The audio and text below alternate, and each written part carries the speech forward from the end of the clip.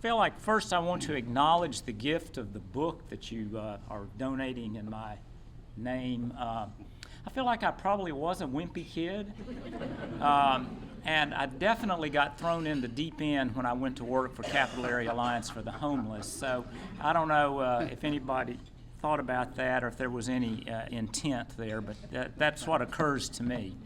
I see a number of faces that I know, of friends and co-workers over the years. I'm not going to start calling names because A, it cuts into my speaking time, and then B, I'd forget someone and be in trouble. But for those of you who I've worked with, it's good to see your faces too, and I'm sure I'll continue to see them from time to time.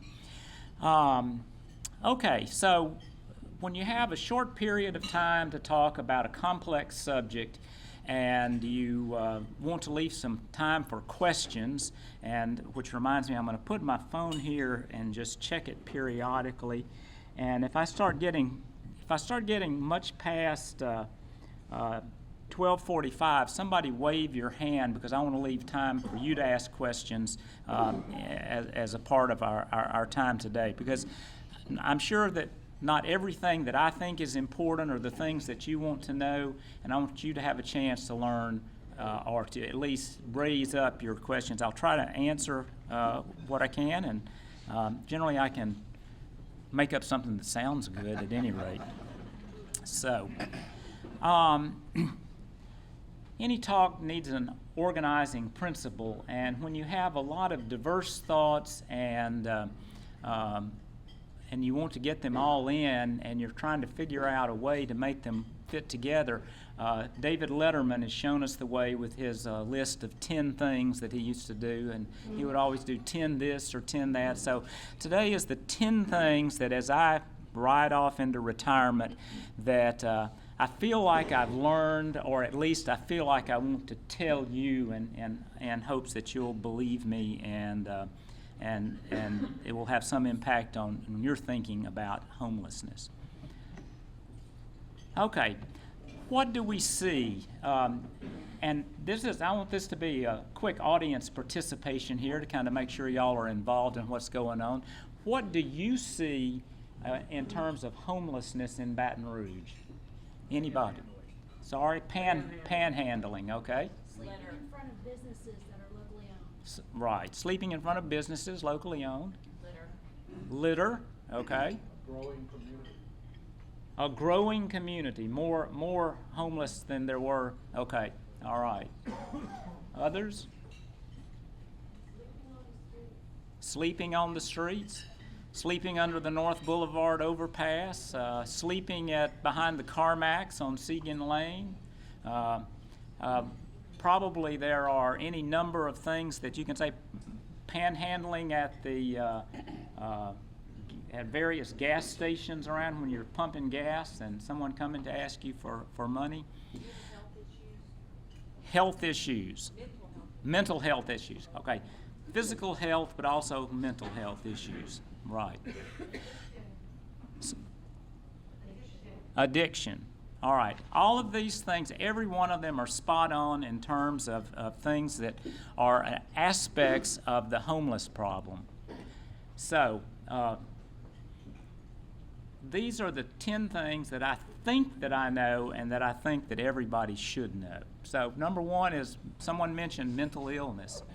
I've come to believe, particularly as we have seen 100 to 200 homeless people a day come into the One Stop Homeless Services Center, that mental illness is the largest problem and one of the largest causes of homelessness. And it's both mental illness that is untreated and sometimes even undiagnosed.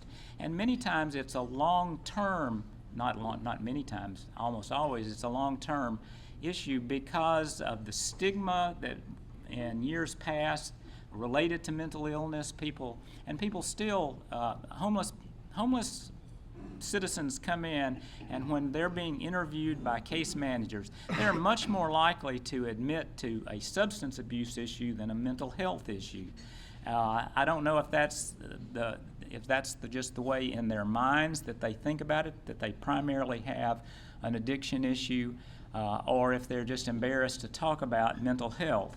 But frequently what we see in homeless people are what is identified as an addiction issue really started out as an undiagnosed or untreated mental illness, and self-medication then led to addiction. Because when you are depressed, or when you are hearing voices, or when you are frightened all of the time, you have to manage those expressions of a mental illness in a way that kind of gives you some sense of control over them, and that you don't feel at their mercy all the time.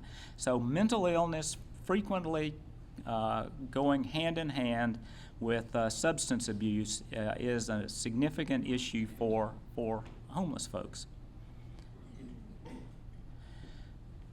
I think one of the newer, when I first started working for Capillary Alliance for the Homeless in 2004, nobody talked about trauma. And now if you look into the literature of almost any problem, any concern that in the public arena, you'll hear trauma being talked about. There is the trauma that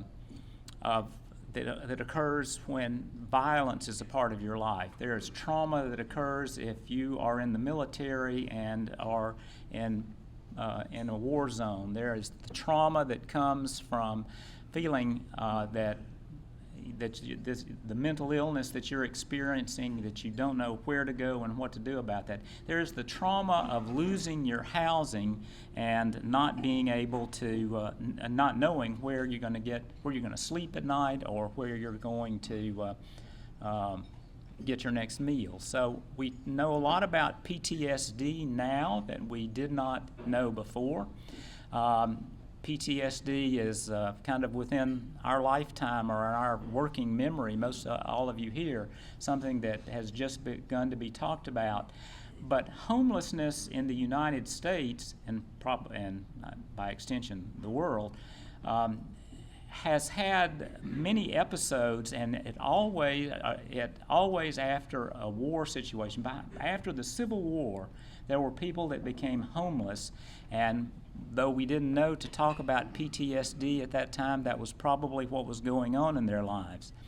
Another thing, and I encourage you to Google this, that's how I educate myself most days, Googling things, but you can find the acute childhood experiences, and research is being done in children's lives when they have experienced violence in their home, or when they experience the loss of their home, or when they have been physically or sexually abused, or they have seen abuse in their household. Any of these things that happen, and the more that happen, with each one you increase the chances that a person will experience homelessness at some point in their life. Trauma-informed case management is something that now homeless case managers are talking about, thinking about, getting trained in, because you want to adopt best practices that do not involve re-traumatizing people, but also you want to understand that sometimes what comes across as anger and belligerence and threatening behavior is a result of the trauma that people have experienced in their lives. One of the important issues related to the solution or finding a way to end homelessness in our community is the availability of affordable housing. In order to rehouse someone, you need to have some sort of rental subsidy, usually to help them. You need to have an affordable unit, something that is reasonably priced. And then you also need supportive services for the homeless client. We'll talk a little more about supportive services in a minute, but the shortage of affordable housing is an acute problem in most communities, but certainly in Baton Rouge. We first began talking about that, or at least in my awareness, after Hurricane Katrina. We saw people coming from New Orleans and other places, and all of a sudden we did not have enough affordable housing to house everyone that we needed to. And we began talking about how do we get that affordable housing. I don't know how many of you were working or remember Hurricane Katrina and what happened immediate afterwards. All of a sudden we had people from all over the country coming in, and they would always say, well, I'm so-and-so from somewhere, and I'm here to offer you some technical assistance.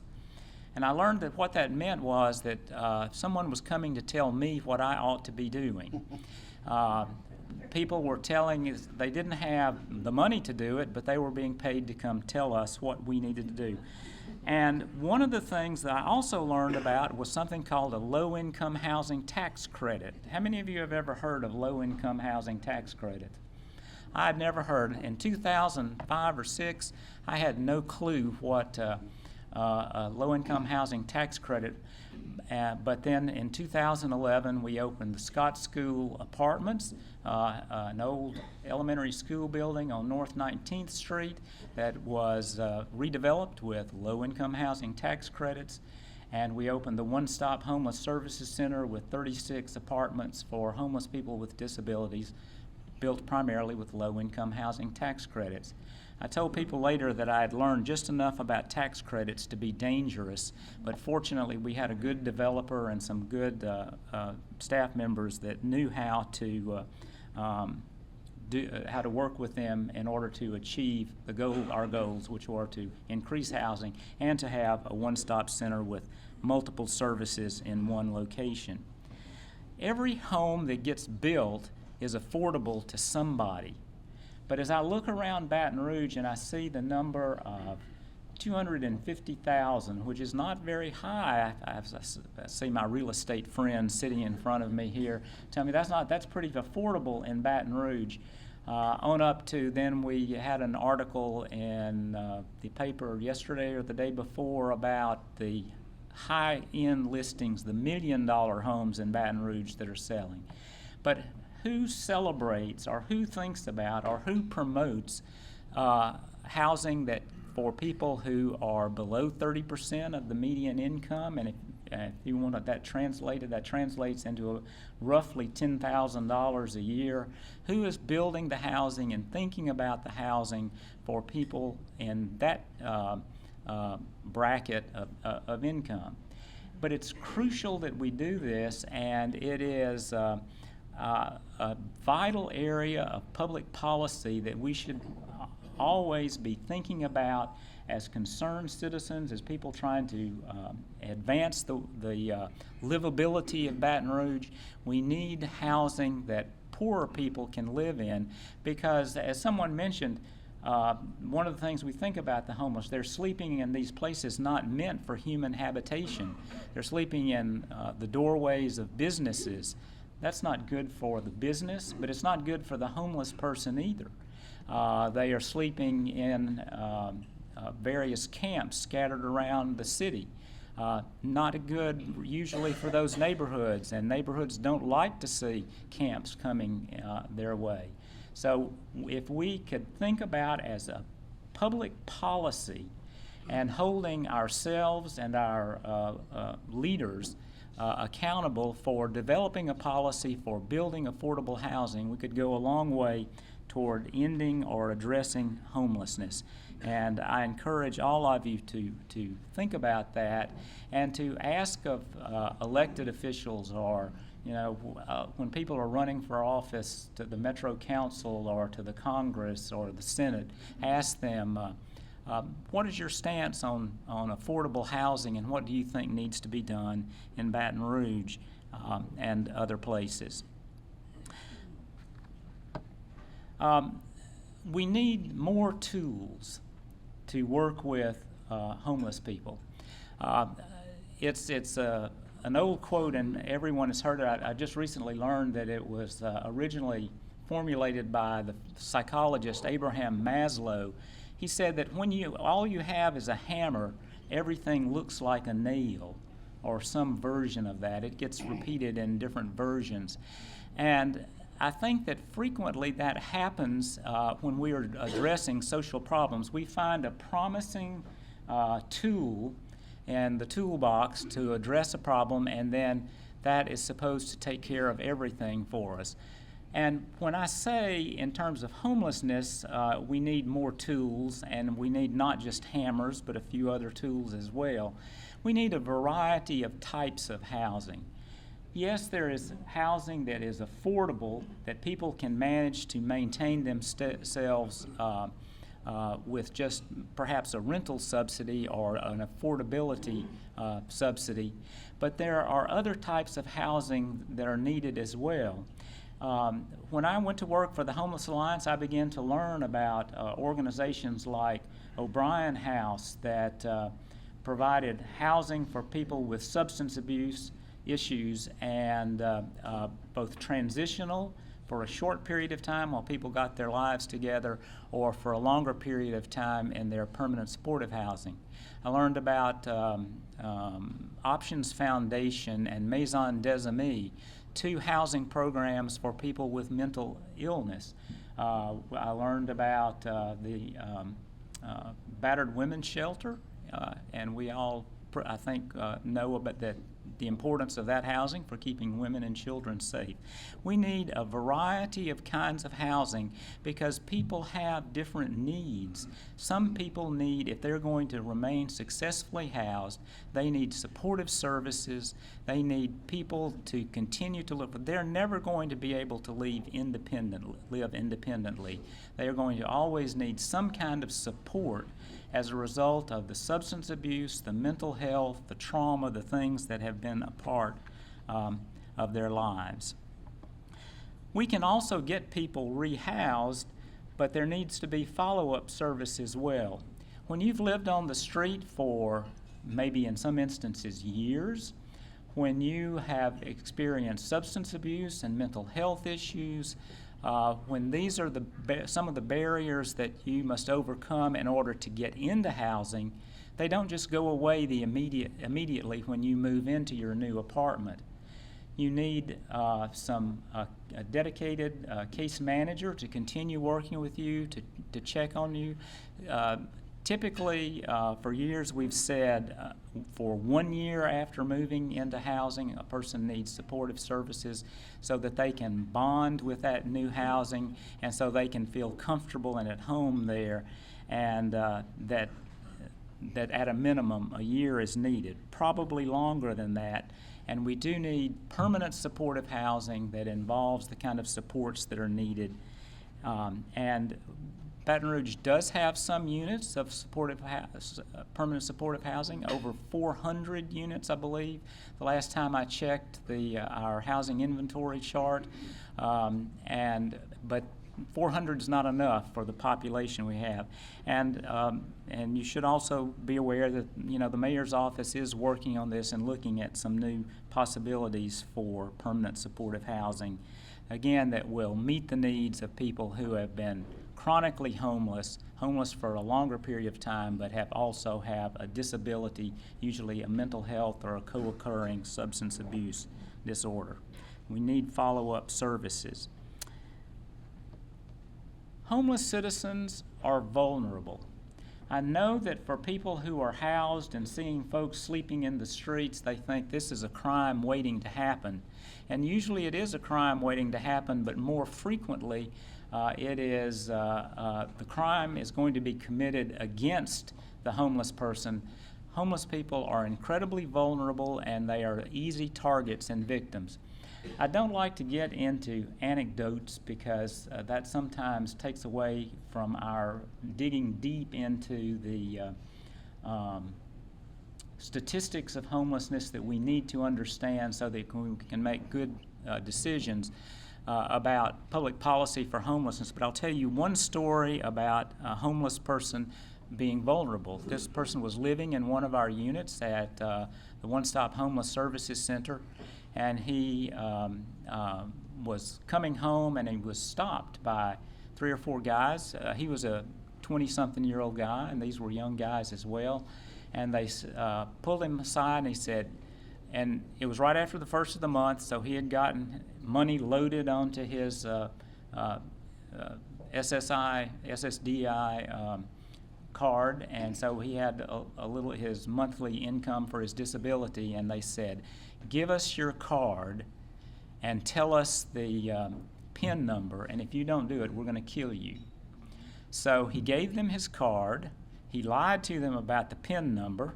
They left. He went into his apartment and called a family member and begged for them to come down and pick him up, because he knew that he was not safe once they realized that he had not told them the truth about his PIN number.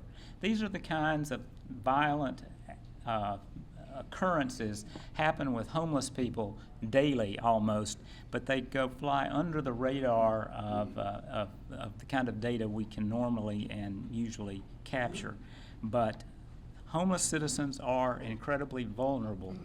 It's easy for them also to lose their housing as a result of something that would not affect one of us at all, can be a devastating happening for a homeless person.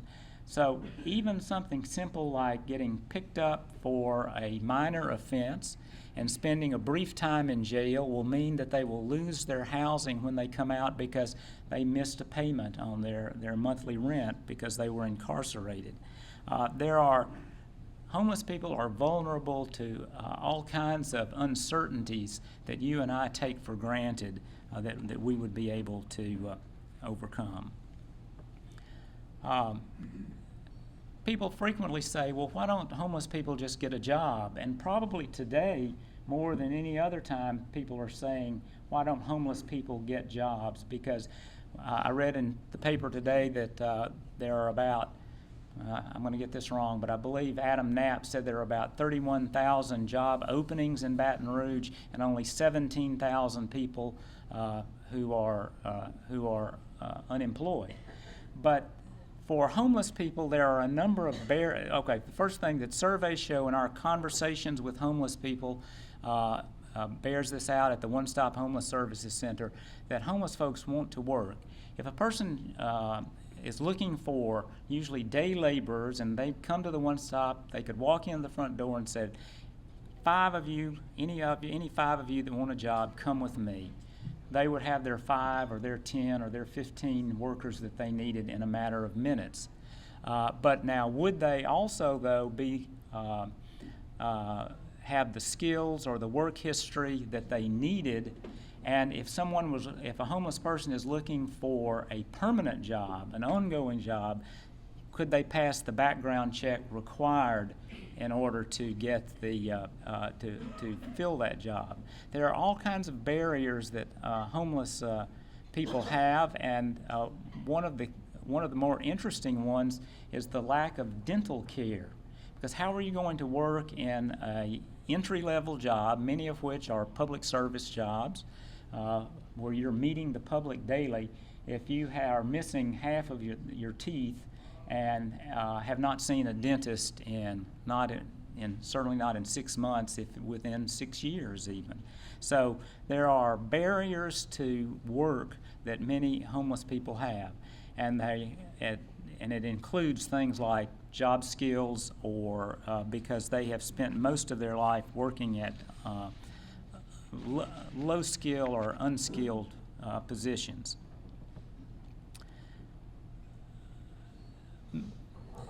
The exiting of public programs, and this is we know from the data that we do collect that there are, that if someone has been in foster care, if someone has been in the military, if someone has been in jail, that there is a greater chance for them to become homelessness than the general population.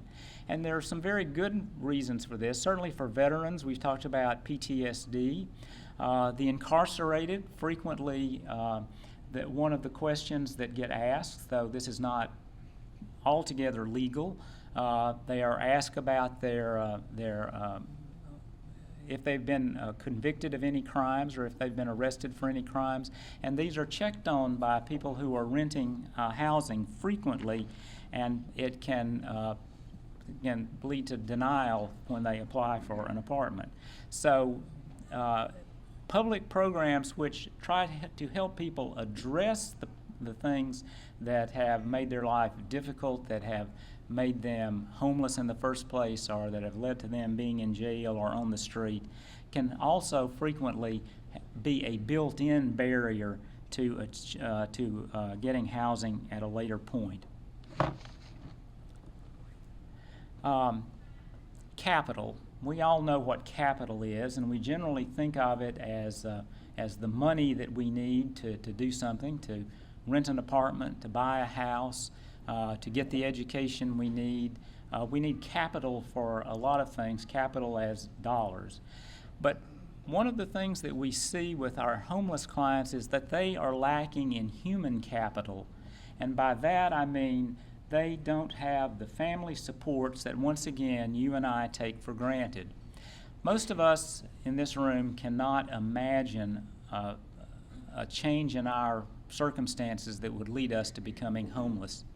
But if we did ever become homeless, we have family members that we could turn to that would keep us from sleeping on the street or in the entryway to a business or behind the Carmax on Segan Lane in a tent. We have people that we can call on, friends, neighbors, that we have built up goodwill or human capital with.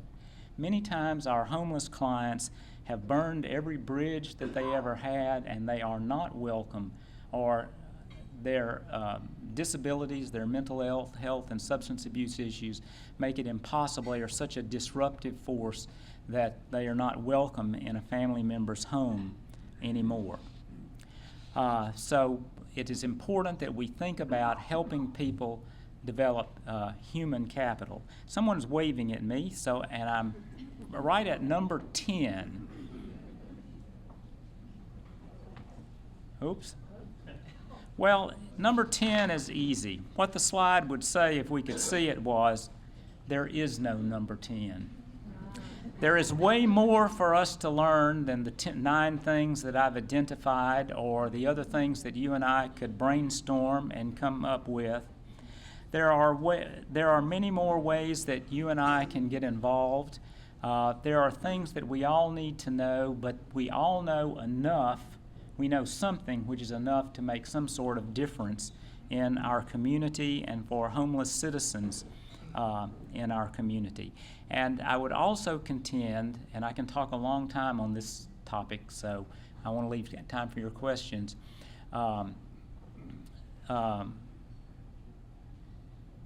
Wait, and I've forgotten my point now. I shouldn't have digressed. I'll think of it in a minute. Anyway, okay.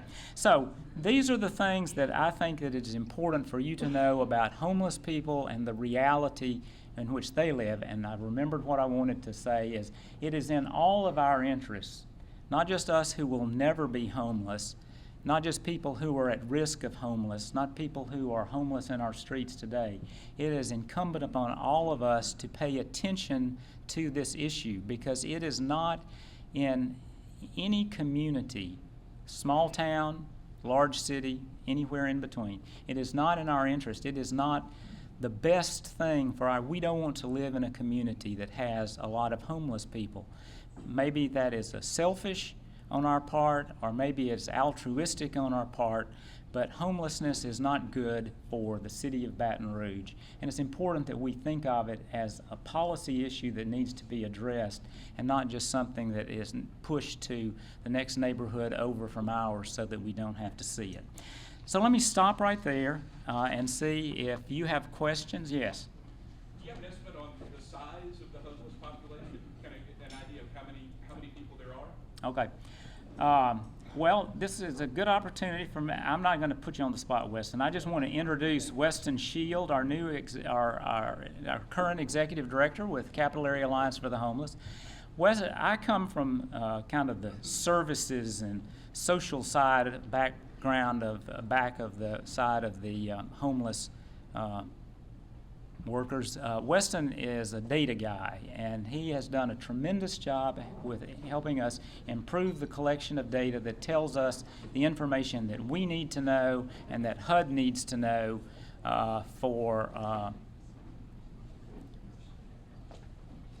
in order to get the to address homelessness in our community. But to answer your question with a number,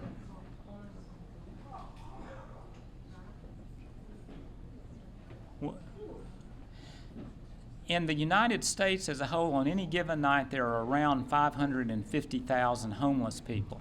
In Baton Rouge, that number has fluctuated from a high that, at least from our point in time count of 1,000 in about 2009 to 200, 250, 350 currently. If you remember, 2009 was the recession, and so homelessness always rises during recession period, and that happened here, and it came down because the economy improved, but also we did a better job of directing our funds, and we improved our efforts at rehousing homeless people. But about 250 on the street now. That's literally living on the street.